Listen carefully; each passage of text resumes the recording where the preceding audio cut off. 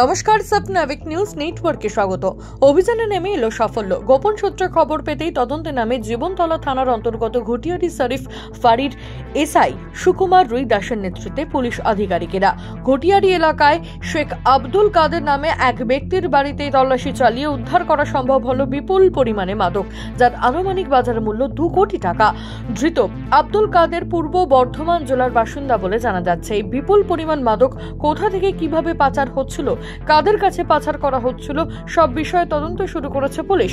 পুলিশি হেফাজতের আবেদন জানিয়ে এদিন ধৃতকে আলিপুর আদালতে তোলা হয়। নিয়ন্ত্রণহীন গাড়ির গতিতে শুধুমাত্র মানব সমাজ নয়, বিপদের সম্মুখীন বন্য প্রাণীরাও।